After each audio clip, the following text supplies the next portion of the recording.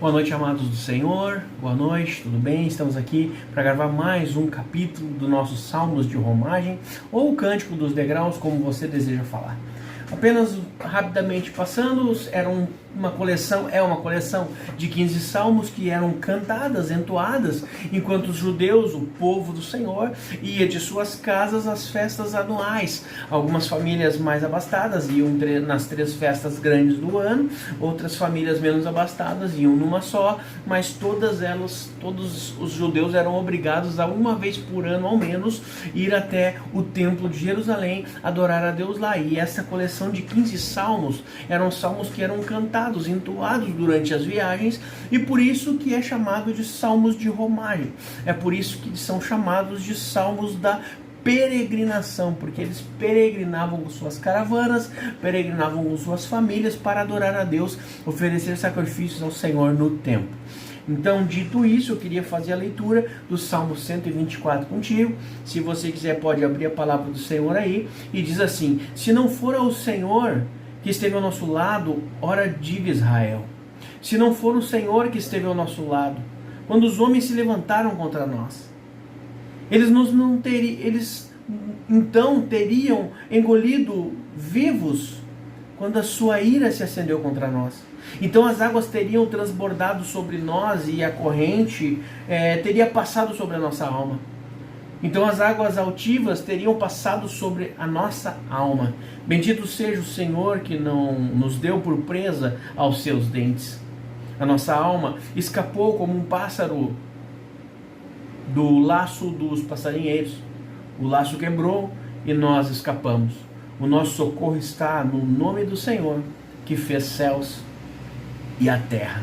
Amém, queridos? Então aqui, logicamente, obviamente, é um salmo de agradecimento, é o salmo em que o salmista aqui ele está se lembrando de alguns livramentos que Deus deu para ele e para o povo, porque ele fala, nós ao nosso lado, ora diga Israel. Alguns atribuem esse salmo a Davi, e provavelmente deve ter sido Davi mesmo, o escritor desse salmo, porque diversas vezes ele teve dificuldades nas suas guerras, nas suas lutas, quando o povo de Deus estava puro, quando o povo de Deus estava adorando ao Senhor, sem adorar falsos ídolos, sem todas aquelas coisas, cumprindo os 10 mandamentos, amando ao Senhor Deus, eles prosperavam nas suas batalhas. Quando havia pecado dentro deles, então eles perdiam as suas guerras, as suas batalhas, porque o Senhor tirava a mão de cima do exército de Israel. E aqui provavelmente Davi está se lembrando de uma das suas batalhas em que humanamente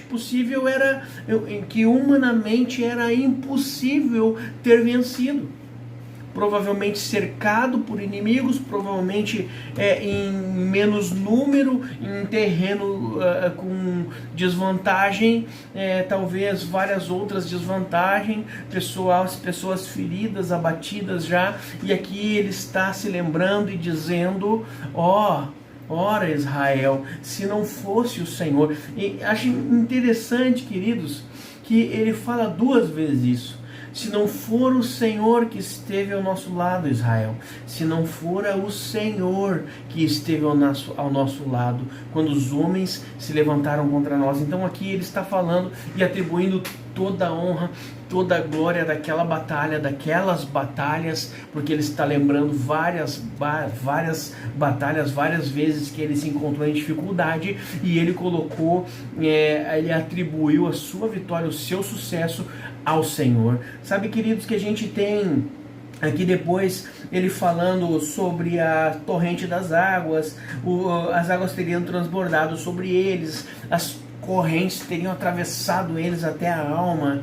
E depois ele fala que o socorro está no nome do Senhor, e ele bendiz o nome do Senhor. Bendiga seja o Senhor, no versículo 6, que não nos deu por presa em seus dentes. A nossa alma escapou como um pássaro do laço dos passarinheiros. Nós sabemos o que é o laço do passarinheiro. O laço do passarinheiro é aquele treinador de aves, treinador de falcões, a gente vê muito, em que tem um laço na sua mão, até que o falcão saiba voltar, ele mantém preso e o liberta, e ele fica voando até onde o laço do passarinheiro permite. Às vezes nas nossas vidas nós estamos assim. presos, atados, acorrentados por uma falta de perdão, por uma obra maligna que está agindo nas nossas vidas, não permitindo que nós venhamos a prosperar emocionalmente e espiritualmente, e dessa forma nos mantendo presos a laços que não nos permitem voar, alçar voos mais altos, queridos. E eu quero me lembrar disso aqui neste momento, porque ele está comparando que eles foram libertos por Deus daquelas situações em que se encontravam, assim como os passarinhos, como os pássaros na mão do laço do passarinheiro são livres quando quebra o laço, quando arrebenta o laço.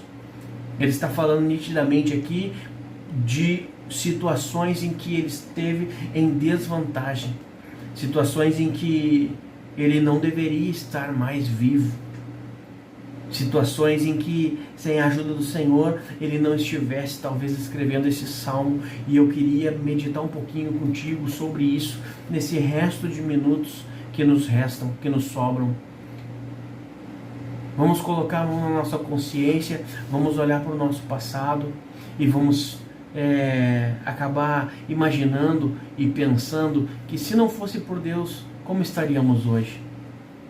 Se não fosse Deus, talvez tu já contou o testemunho da tua vida para alguém, talvez tu já deve ter falado que Deus te tirou de um lugar, de outro, Deus te curou, Deus permitiu que tu vivesse.